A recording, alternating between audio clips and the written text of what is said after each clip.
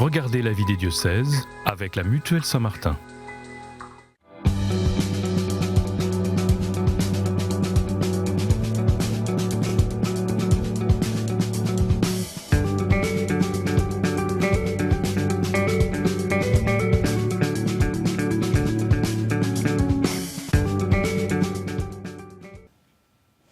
Bonjour à toutes et à tous, bienvenue sur KTO Télévision et KTO Radio pour la vie des diocèses où nous partons chaque semaine à la découverte d'un territoire, d'un diocèse et de son évêque. Et aujourd'hui, nous allons dans le centre Val-de-Loire pour parler du diocèse d'Orléans qui correspond au département du Loiret. Dans cette édition, on découvrira le nouvel accueil de nuit pour des femmes et leurs enfants, un hébergement d'urgence porté par le Secours catholique à Orléans. Et on entendra Valérie Morard, coordinateur du groupe Chrétien et Écologie dans le Loiret, un groupe à vocation œcuménique. Quelques mots de présentation du Loiret, qui est un département attractif au sud de l'Île-de-France, traversé d'est en ouest par la Loire. Le Loiret est composé de 4 ensembles majeurs, la Beauce, la Sologne, la Forêt d'Orléans et le Gâtinais. C'est un département marqué par un héritage historique multiséculaire, avec bien sûr l'ancienne ville royale d'Orléans, avec la cathédrale Sainte-Croix ou bien encore la figure de Sainte Jeanne d'Arc, mais aussi une magnifique collection de châteaux. Et même si chaque territoire a sa spécificité, le Loiret, dans son ensemble, bénéficie d'un réel dynamisme démographique et économique, notamment autour d'Orléans et de Montargis. Pour parler du diocèse d'Orléans, je reçois son évêque, Monseigneur Jacques Blacard. Bonjour Monseigneur. Bonjour Honorine. Je viens de faire une présentation du Loiret dans son ensemble. Comment est-ce que vous pourriez nous présenter l'Église catholique dans le Loiret, justement ? Une église dynamique qui va de l'avant, alors avec bien sûr des limites, puisque j'ai du rural profond, il y a de l'urbain, mais c'est reconnu, les gens qui arrivent à Orléans le disent, il y a tout ça, donc voilà, c'est encourageant. Une église qui évidemment est en transformation, mais un évêque qui est heureux de ce qu'il y vit et qui voit ce qu'il y a de positif et qui se dit l'Esprit Saint conduit l'église du Loiret. Au début de cette émission, quelques dates pour mieux connaître votre parcours. Monseigneur Jacques Blacard, vous êtes donc évêque de ce diocèse, le diocèse d'Orléans, depuis 2010. Vous êtes né et vous avez grandi en Charente et vous avez fêté vos 73 ans en décembre dernier. Ordonné prêtre en 1982 pour le diocèse d'Angoulême. Vous avez bien sûr été vicaire, curé dans différentes paroisses du diocèse. Vous avez aussi différentes missions en lien avec la pastorale des jeunes, par exemple en lien avec le MRJC ou les Guides de France. En 2006, vous êtes devenu évêque auxiliaire de Bordeaux jusqu'en 2010, donc vous avez rejoint le diocèse d'Orléans et vous êtes aujourd'hui président de l'Observatoire Justice et Paix pour la Conférence des évêques de France. Je termine la présentation avec votre devise épiscopale. Au Christ pour ce monde. J'ai tout bon, ça va ? Excellent. Ce lien justement avec le monde, avec la société, il vous tient à cœur. Et alors qu'on célèbre une année jubilaire sur le thème de l'espérance, quelle est votre espérance aujourd'hui, Monseigneur Jacques Blacard, dans ce monde en mutation ? Et mon espérance, c'est le Christ. Voilà, le Christ qui est vraiment l'espérance que cherchent tant et tant de gens. Et on le voit bien d'ailleurs, tous ces chercheurs de sens qui viennent frapper aujourd'hui à la porte de nos églises, la plupart, quand ils ont découvert le Christ, leur vie est transformée. Donc notre espérance, c'est le Christ, puis évidemment qui nous fait marcher vers un horizon d'éternité et d'amour. Donc voilà. J'en parlais en introduction, la figure de Jeanne d'Arc, la pucelle d'Orléans, est devenue presque une figure mythique. On célèbre en 2025 le 600e anniversaire de sa première vision. Les fêtes de Jeanne d'Arc sont donc à Orléans cette année du 29 avril au 8 mai. Comment l'Église catholique est-elle partie prenante de ces festivités qui concernent en fait toute la ville ? Tous ceux qui viennent à Orléans sont toujours émerveillés de la place de l'Église. Donc une place comme d'autres, mais vraiment dans une laïcité ouverte, propre à Orléans, où il y a 4 partenaires, l'armée, la municipalité, l'association Jeanne d'Arc et puis l'Église. Mais pour moi, c'est vraiment une joie de me sentir reconnu. Je ne suis pas là simplement pour présider une messe ou deux, mais pendant les 8 jours, d'être un vrai partenaire à sa place, mais dans cette belle laïcité ouverte, finalement, dont rêvent beaucoup, je pense, de Français, et loin parfois d'une laïcité un peu fermée, où il ne faudrait pas parler religion, alors que ça fait partie de la vie de notre société. On vient de voir là quelques images tournées en 2023, où nous avions tourné un reportage lors de ces fêtes de Jeanne d'Arc. Comment est-ce que Sainte Jeanne d'Arc, justement la sainte, peut nous rejoindre aujourd'hui? En quoi est-ce qu'elle est actuelle? Elle a tout à nous dire. Et d'ailleurs, les papes ne s'y sont pas trompés. Que ce soit le pape François, le pape Benoît XVI, voilà, et qui ont un véritable amour de Jeanne d'Arc. Et au fond, Jeanne d'Arc, elle vient interroger toutes les composantes justement de la société, aussi bien la société civile, parce que avec les courtisans du roi, c'était pas très simple. L'armée, les capitaines se disputaient entre eux. Et moi, j'oublie pas, évidemment, elle a été condamnée par l'Église, mais en même temps réhabilitée par l'Église. Donc, personne ne peut la récupérer. Ça, c'est un combat pour moi chaque année, de dire, attention, elle est à tous, elle n'appartient à personne. Mais elle a vraiment des choses à nous dire. Et combien aujourd'hui dans la société où nous sommes, quoi. C'est une femme libre. On va justement, en parlant de femmes, on va mieux découvrir une des initiatives dans votre diocèse à Orléans, puisque le 16 janvier dernier, il y a un nouvel accueil de nuit pour des femmes et leurs enfants portés par le Secours catholique du Loiret qui a ouvert ses portes à Orléans. Jusqu'à la mi-avril, cet hébergement d'urgence permet à des femmes orientées par le 115 de dormir à l'abri dans un ancien presbytère qui n'était plus utilisé. Nous avons suivi des bénévoles accueillantes du Secours catholique qui sont elles aussi hébergées sur place et à qui la gestion du lieu a été confiée.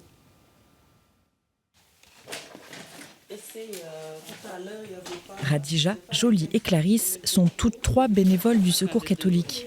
Cet après-midi, elles préparent des réserves de nourriture fournies par la Banque alimentaire avant que les premières femmes arrivent à l'accueil de nuit vers 18h30. Clarisse nous présente les lieux, 3 chambres réservées à des femmes seules ou avec enfants, orientées ici par le 115. C'est nous qui préparons les lits.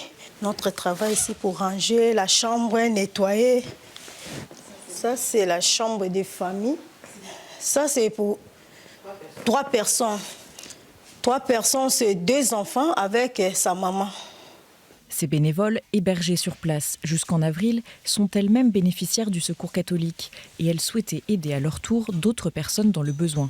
On nous a proposé d'aider nos sœurs, donc ça fait un plaisir. Donc l'aide, ça vient du cœur. Donc on a vu le Secours catholique, comment il nous aide beaucoup. Quand je me suis arrivée, on m'a donné plus que manger. J'étais bien KO, fatiguée, mais de toute façon, ils m'ont parlé, ça m'a soulagée, ça m'a fait du bien. Vraiment, Secours catholique, c'est les familles, une grande famille de tout le monde. Laurence, animatrice du réseau de solidarité Beauce et Sologne pour le Secours catholique, est présente entre 17h et 21h sur place. Les femmes ici trouvent vraiment un lieu de répit et de repos. C'est de l'accueil inconditionnel, sans appréhension d'origine, de pays, de religion. Et on est tous sur cette même dynamique, que ce soit aussi bien nous, les salariés, que les bénévoles qui œuvrent au sein du Secours catholique. Avant de partir, Laurence ne manque pas d'aller saluer les femmes et enfants accueillis pour la nuit. Tu vas bien dormir? T'as bien mangé? Ça a été? Bon. Je vous souhaite une bonne nuit. Allez, prenez soin de vous. Et puis, je vous dis à la semaine prochaine. Allez, au revoir tout le monde.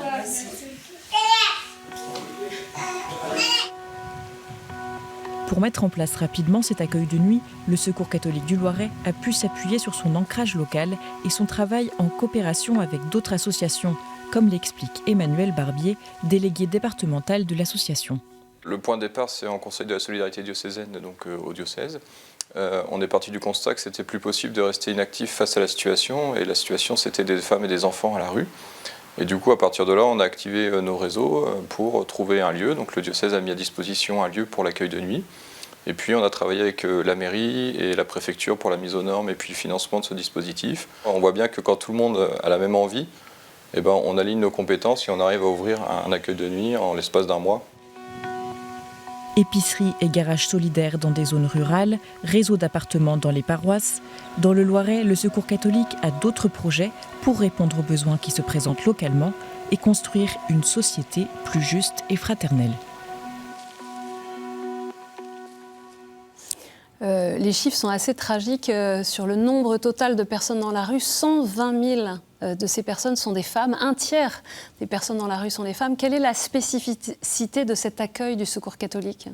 D'abord, c'est que des femmes avec des enfants ne soient pas dehors la nuit en plein hiver. Là, je vois bien la semaine qui vient de s'écouler, les températures étaient négatives la nuit, et puis 4-5 le matin. Enfin, c'est pas pensable. On ne peut pas laisser des gens à la rue, quoi. Et puis après, je veux souligner quand même moi, j'ai une chance inouïe, je rends grâce à Dieu, pour l'équipe du Secours catholique que j'ai aujourd'hui dans le Loiret. Voilà, Emmanuel Barbier, un délégué idéal, un très bon président qui connaît bien toutes les arcanes politiques, etc. Et donc, ce qui fait qu'il y a plein de choses qui sont en train de naître. Je ne sais pas, épicerie pour les étudiants. Donc là, c'est formidable parce qu'en peu de temps, quand tout le monde s'y met, eh bien, on peut monter un beau projet. Au niveau de la préfecture aussi, on est plutôt dans des bons rapports. Voilà. Et puis vous avez vu donc la banque alimentaire. Et moi, je me réjouis de ce travail commun. Il y a un slogan du Secours catholique qui date 25 ans peut-être, qui dit « À tous, on peut tout ». Alors, il rigole parce que c'est souvent que je le répète. À tous, on peut tout. Mais ça, je suis convaincu de ça. C'est-à-dire que dès que des gens de bonne volonté, chrétiens, non chrétiens, se rassemblent et veulent faire avancer quelque chose, eh bien, on peut arriver à accueillir donc une trentaine de personnes, ce qui est quand même pas rien, des femmes avec des enfants parfois très jeunes, qui sinon, rappelons-le, coucheraient à la rue. Or, être chrétien, c'est vivre la charité du Christ. Et une charité, le Christ, j'avais faim, vous m'avez donné à manger, j'étais un étranger, vous m'avez accueilli, enfin... Le Christ, la charité, elle est sans limite, puis il va même jusqu'à donner sa vie sur la croix pour exprimer cette charité. Dans une centaine de jours, s'ouvrira une maison familia à Orléans. C'est un modèle qu'on trouve dans différents diocèses ces derniers temps. À Lyon, oui. Un lieu d'écoute et d'accueil pour les couples et les familles dans toute leur diversité. Qu'est-ce que vous attendez de cette maison des familles ? Je crois d'abord qu'elle correspond à un vrai besoin. Quand on voit aujourd'hui, malheureusement, je ne sais pas, aussi bien les violences conjugales, les parents qui se disent « mais mes ados, je ne sais plus comment faire », des gens, des familles monoparentales avec de grandes difficultés. Voilà, d'avoir ce lieu d'accueil et puis qui peut renvoyer vers des experts et aider les gens à trouver des solutions. C'est quand même fou que les Français privilégient la famille, mais elle n'a jamais été si mal en point. Et voilà, donc comment aider les familles aujourd'hui tout simplement à vivre ce qu'elles doivent vivre pour le bien de tous ? À Orléans, il y a bien sûr ce lieu tellement connu qu'est la cathédrale Sainte-Croix, qui fait partie des cathédrales de référence, même si elle est atypique, puisque c'est la seule cathédrale gothique qui a été construite à toutes les époques, sauf à l'époque gothique. Il y a beaucoup de travaux de rénovation en cours. Le diocèse va prendre sa part avec une rénovation de l'aménagement liturgique, qui nécessite une somme vraiment importante.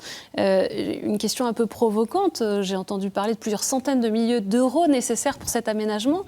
Est-ce que le diocèse a les moyens d'une telle dépense ? Non, mais il compte sur la générosité. Donc j'en profite, là je parle à KTO, bien voilà, chers auditeurs, si vous voulez vraiment aider l'Église à faire du beau, parce que la cathédrale d'Orléans, c'est plus d'1 million de personnes qui passent chaque année. Enfin moi je vois bien, même si je célèbre en semaine, où il y a tout le temps du monde, quoi. Et le beau, on a besoin de beau dans un monde qui est parfois un peu glauque, un peu triste.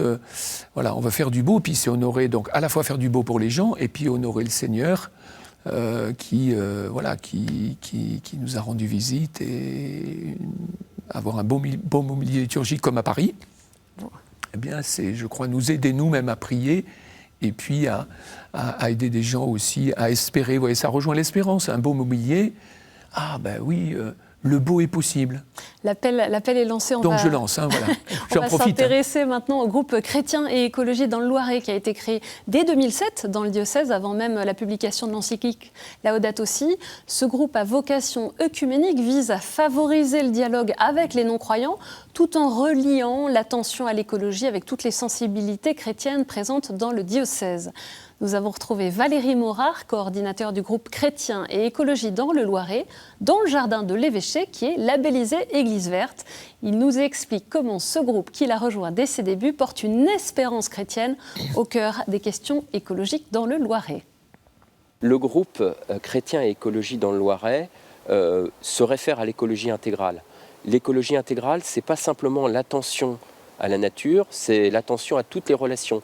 La relation aux autres, à Dieu, aux frères. Et parmi nous, il y a par exemple quelqu'un qui s'occupe de la question des plus vulnérables, des abus au sein de l'Église. Donc c'est aussi une dimension de l'écologie intégrale. On a un écologue, donc il va nous proposer des sorties, des éco-balades. On va mettre en place chaque année une journée pour la création, et c'est une journée sur laquelle on va mettre en avant des témoins, des communautés, et on invite tous les chrétiens du Loiret à nous retrouver pour faire louange de cette création et en même temps découvrir ce qui se passe à côté de chez nous pour l'écologie, que ce soit avec ou non des chrétiens.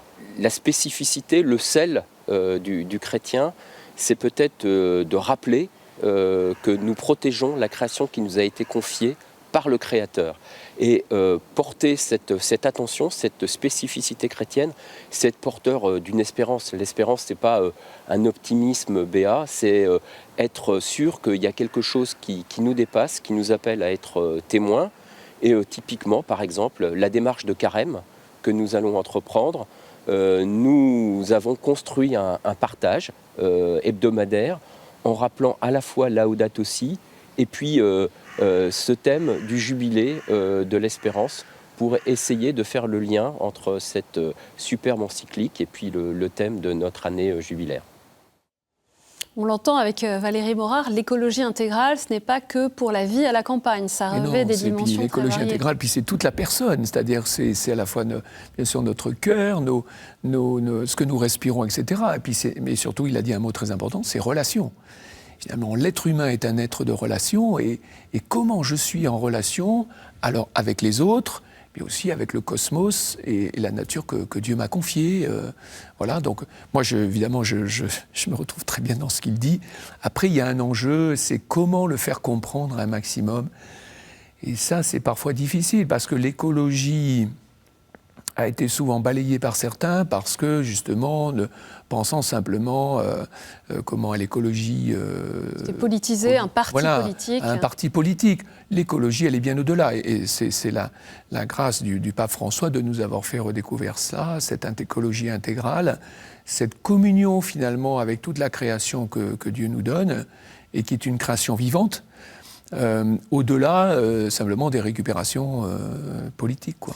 Valérie Morard a mentionné dans l'écologie intégrale aussi le soin aux personnes, et notamment il a parlé des abus.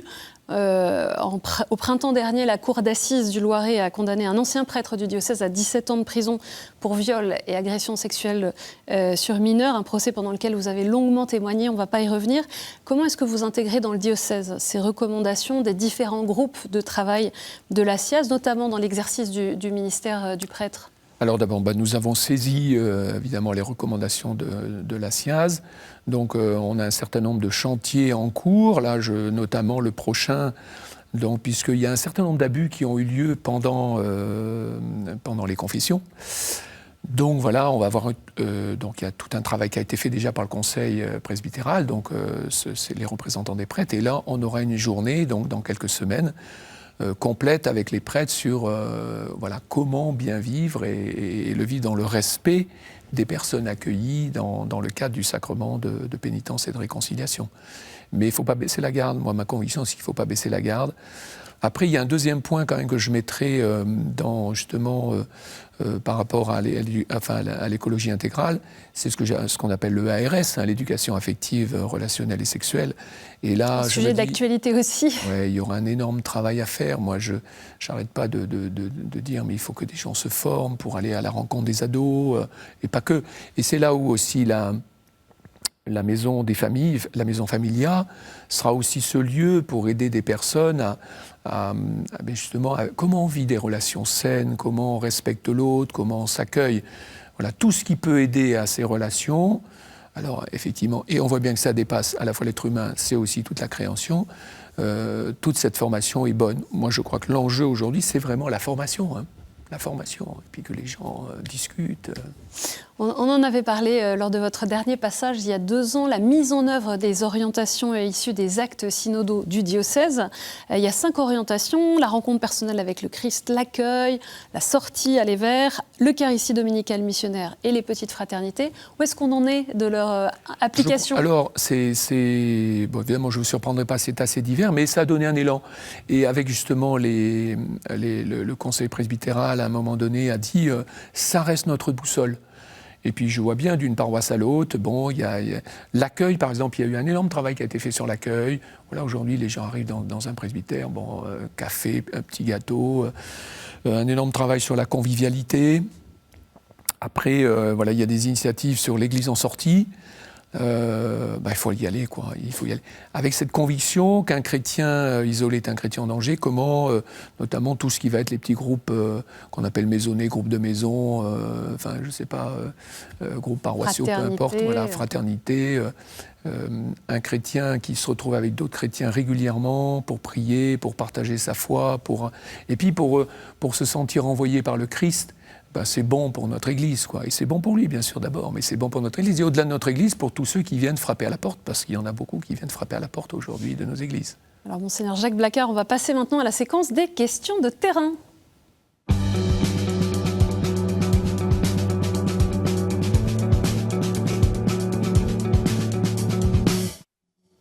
On a des questions très variées aujourd'hui, vous allez voir. La première question, elle vient de Jean-Yves, que vous croisez peut-être parfois et qui a justement une interrogation.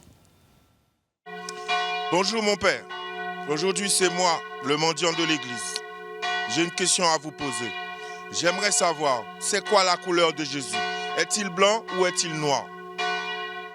Jésus est d'abord un sémite. Donc finalement, il n'est pas comme les Finlandais grands blancs, voilà. Et puis, il a mi-chemin entre les deux finalement, le pays de Jésus, voilà. Et quand on voit, les gens sont plutôt des sémites, c'est-à-dire ils peuvent avoir souvent un teint. Alors il y a de tout en même temps. Et puis ce qui est très beau, c'est qu'on voit dans les apparitions, Jésus il peut apparaître aussi bien avec les yeux bleus que comme Marie, s'adapter aux gens. Ça paraît mystérieux, mais le monde invisible peut faire ce qu'il veut. En tout cas, surtout retenons bien, Jean-Yves, Jésus, il est venu pour tous, et tous sont ses enfants, et il n'y a pas des privilégiés. Il est vraiment pour tous. Même peut-être, on pourrait dire, les plus pauvres sont ses préférés.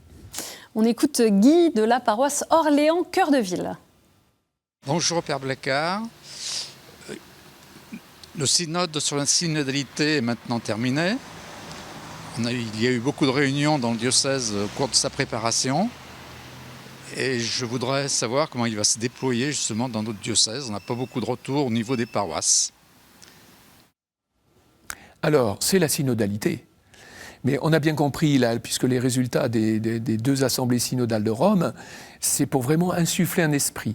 Et moi, je vois bien que les choses bougent, il faut que ça bouge encore pour que cette synodalité soit vraiment vécue.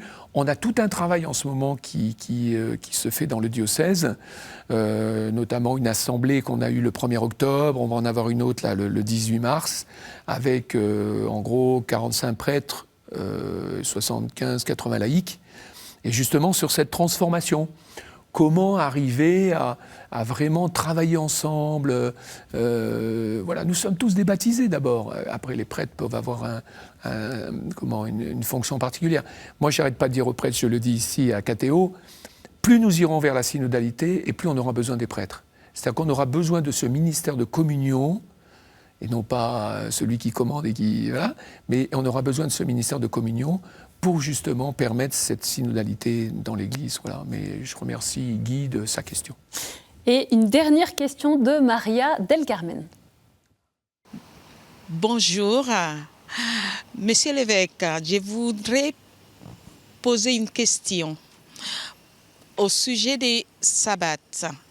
Parce qu'il y a beaucoup de mes sœurs en Christ et mes frères en Christ catholiques qui ne connaissent pas, qui ne savent pas qu'est-ce que ça signifie. Si vous pouvez nous expliquer qu'est-ce que ça signifie.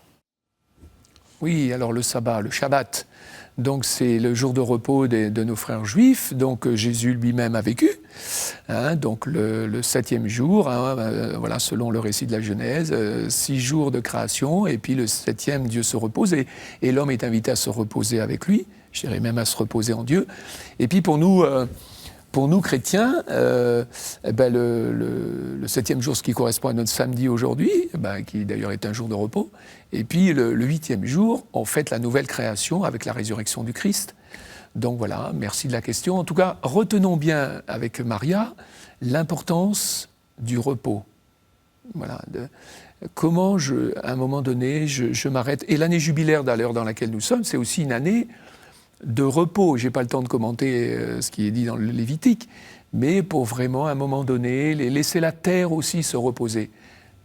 Voilà, vous voyez, on revient à l'écologie. Comment est-ce que la terre, on veut lui faire donner tellement qu'à un moment donné, elle n'en peut plus, ou bien est-ce qu'on la respecte? Elle a droit, elle aussi, au repos, comme nous-mêmes, les hommes, nous avons besoin de repos pour retrouver des relations saines. Finalement, la journée de repos chrétienne ou juive, c'est pour entrer en contact avec Dieu plus, et puis davantage avec les autres. Et puis aussi, souvent, un dimanche après-midi, par exemple, quand on va aller se promener, on va profiter de la nature. Ça donne très envie de prendre le temps de se reposer. Merci de nous avoir rappelé tout cela et merci beaucoup d'être venu sur le plateau de la vie des diocèses, Monseigneur Jacques Blacquart. Pour en savoir plus sur le diocèse d'Orléans, rendez-vous sur le site internet www.orléans.catholique.fr. Cette émission, vous le savez, elle est à retrouver sur kto.tv.com. Merci à chacun d'entre vous pour votre fidélité et moi je vous donne rendez-vous la semaine prochaine.